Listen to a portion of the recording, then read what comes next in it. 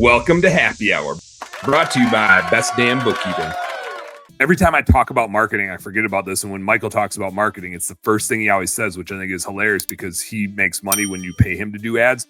But the first thing he always says is client list, right? Like hit your client list. It's generally pretty free. And Trevor, you talked about it as a loss leader. And yeah, you might see some stuff while you're out there. Man, the value of having a bigger client list when times get tough and you hit seasonal slow periods, like you can just farm that thing and like keep building the relationship and keep helping them. As your business matures, you will never be like, oh, I'm really bummed I have 10,000 people in my database. And I'm not saying this is bad, but I see a lot of people get so hung up on their average ticket. And yes.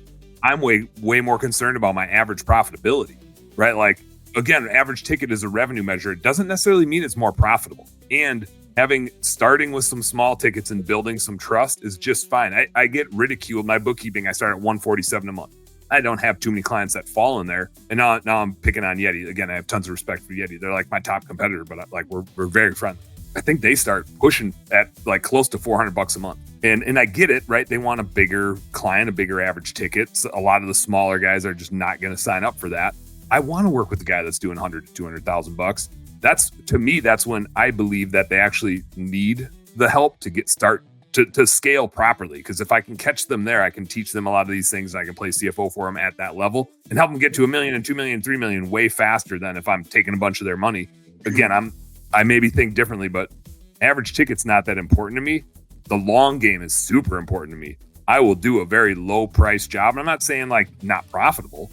Right? If a client is $147 a month, it takes us hardly no time at all. It's super profitable. It's they have nothing on their balance sheet. It's like the easiest bookkeeping in the world. It's not that it's not profitable. It actually gets less profitable as they get bigger in a way. But I'm not going to deny a small house for window cleaning or a small house for gutter cleaning.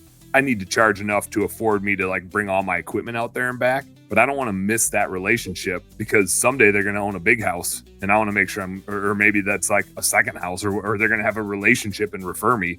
I don't want to deal with shitty people that are cheap and try to negotiate my pricing. If somebody starts trying to negotiate my pricing, my immediate retort is, oh, let me introduce you to some of my competitors. Like if you're going to try to negotiate my pricing, which is just purely mathematical, I know exactly what it takes for us to do a really good job. And I will never sacrifice doing a really good job for somebody. It's like, if you don't want to pay it, that's fine. Here's some other people you can negotiate with. Like, I'm just not like, it's just mathematical. It's based on these variables. And for us to guarantee that we can do a badass job for you, it's going to cost this much. If it's not that valuable to you, that doesn't mean I'm a bad guy or you're a bad guy.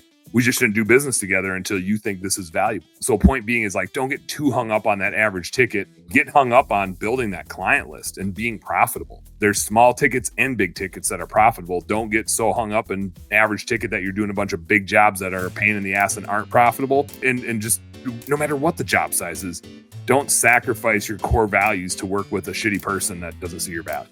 Hey, home service heroes. Thank you guys so much for tuning into our home service happy hour content today. I sure hope you learned a little something, and I sure as heck hope that it was entertaining.